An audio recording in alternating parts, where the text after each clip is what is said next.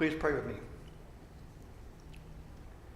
May the good news come to us, gracious God, not just in words, but in the transforming power of your Spirit. In the name of Christ, amen.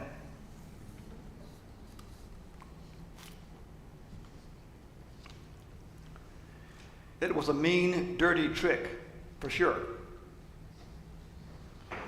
In our gospel lesson, Jesus tells a parable about a farmer who planted wheat. And then during the night, an enemy sneaked over and sowed weeds in the wheat field. When the plants started to come up, the workers noticed the weeds. They reported to the farmer, "Sir, didn't you sow good wheat in that field? Now it's full of weeds." The farmer immediately realized what has happened and replied, "That stuff didn't grow by itself. It's the work of the enemy." The workers asked the farmer, "Shall we go pull out the weeds?" If you've ever weeded a garden, you would think the answer to that is obviously yes. But the farmer had a surprise for the workers. He understood something that they didn't know. And he said, "No, wait. Let them grow together. Because if you pull up the weeds, you'll pull the wheat up too, and it'll be wasted. So wait for the harvest. And at that time, when the plants are mature, we can pull out the weeds and get rid of them. Then we can harvest the wheat." This is not a familiar situation today. But for those who heard Jesus' parable originally, it would have been understood. Because at that ancient time, sowing weeds in somebody else's field was actually a known crime, and there were penalties in Roman law for it. The plant that the enemy sowed was probably darnel, which has been called wheat's evil twin, because when it's young, it looks exactly like wheat. And by the time the plants are big enough to tell the difference, the roots of the darnel are so entangled with the roots of the wheat that you can't pull out the weeds without damaging the wheat. So the farmer says, "Be patient. Let them grow together. When the time comes at the harvest, we'll sort them out and make everything right."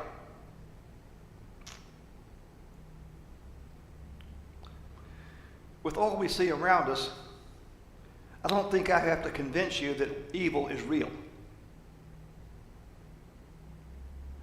Jesus' parable paints a powerful picture of how evil is very subtle and is often all tangled up with good, with both feeding from the same soil.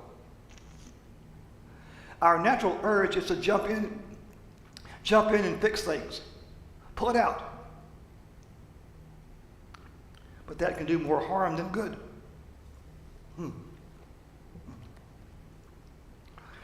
The national war on drugs has been around since the Nixon administration, when I was a young man. It has continued through many administrations. I need to pause for a minute.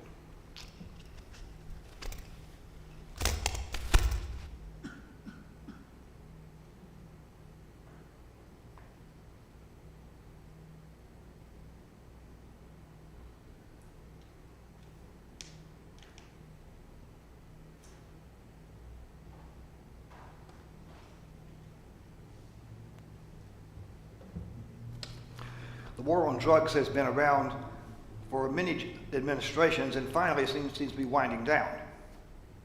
Now, you would think that stopping the sale and use of dangerous drugs would be a worthy goal. Who could object to that? But the way the war on drugs has been carried out has produced a huge illicit market for drugs. It has criminalized people who suffer from addiction, and the laws have been enforced with obvious racial bias.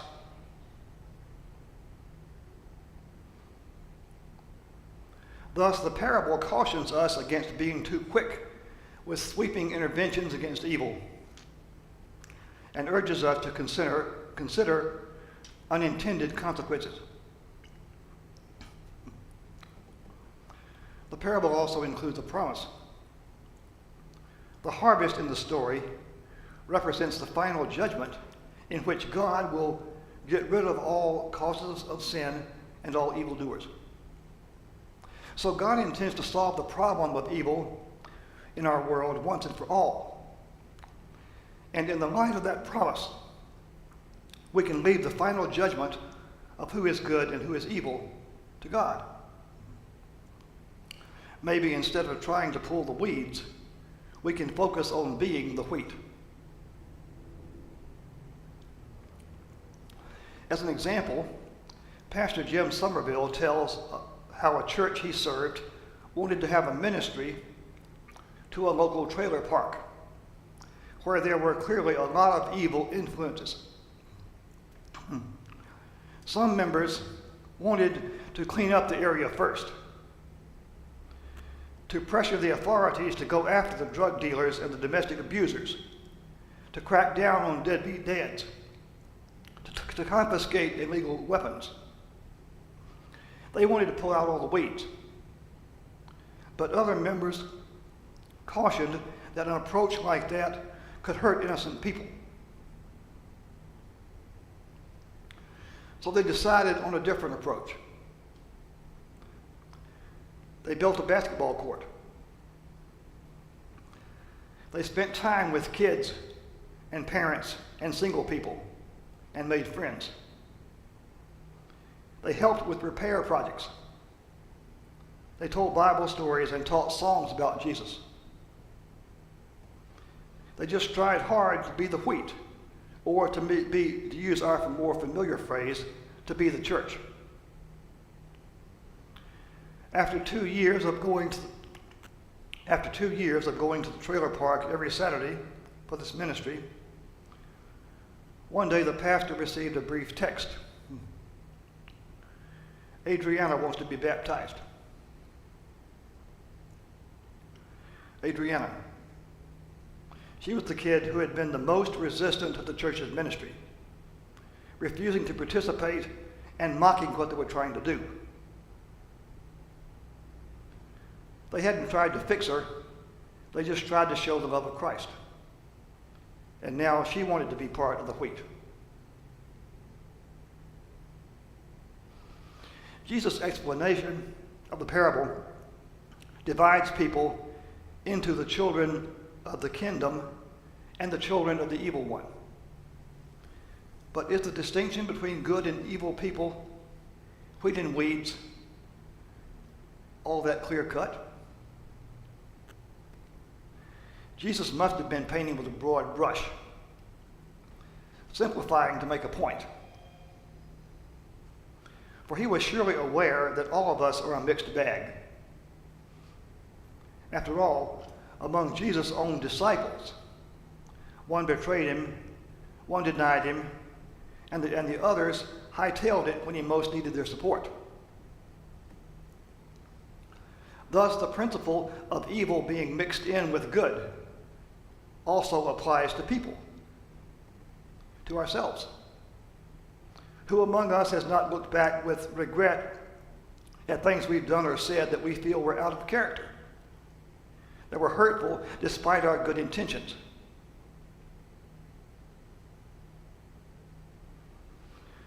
Pastor Joanna Adams offers a lighthearted example of someone who had a saintly reputation, but who showed her dark side. A man was in his car at a red light waiting for it to change. But he became distracted, and when it did change, he just sat there. This will never happen to me.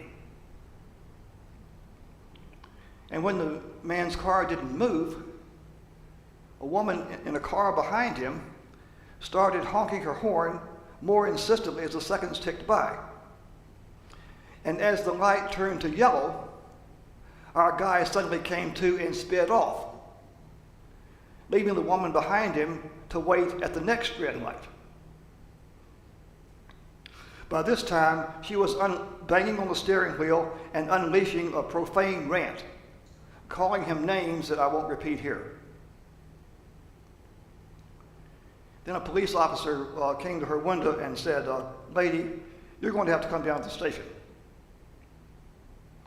There she was photographed and fingerprinted and placed in the holding area.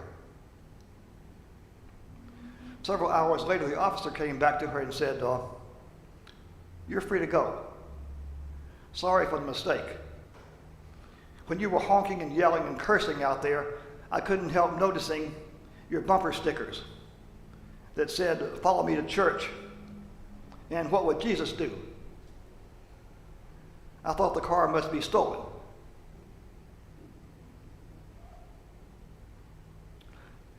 And just as Jesus was patient with his disciples' failures, he's patient with us, accepting us, forgiving us, and putting us to the work of his kingdom in all our brokenness. So we can be patient with ourselves, not thinking we have to fix ourselves right away, but trusting God to work in our lives and make us more like Jesus. And we can be patient with others, not trying to fix them, but showing them the love of Christ. The promise of our parable, that God will someday rid the world of evil once for all, goes right along with Paul's assurance in the reading from Romans, that God will redeem and restore the entire creation, freeing the world from corruption and bringing it into the glorious freedom of the children of God.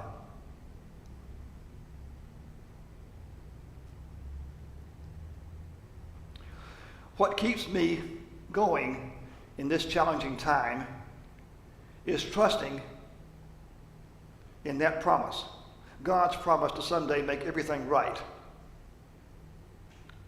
That and two other points of faith that support it. One is believing that Jesus really did come back from the dead, that Christ is risen indeed. The resurrection assures us that evil will not have the last word. It's a down payment on God's final victory over evil. The other thing that keeps me going is the faith that God's promise can be trusted for the future, because God is at work right here, right now.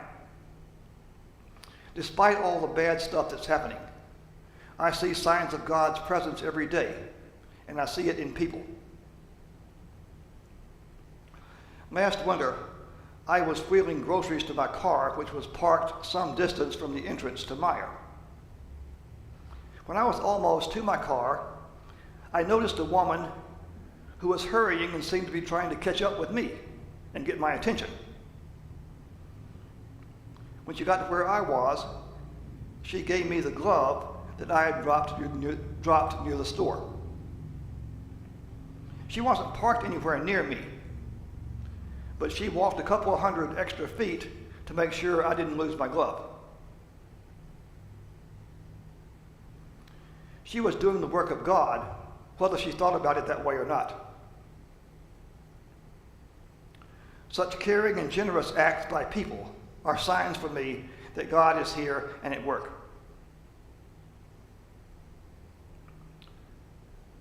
Skeptics might ask if it makes sense to believe this vision of God's promise for the future in view of everything that's going on. Can I prove it? No. But I'll stake my life on it.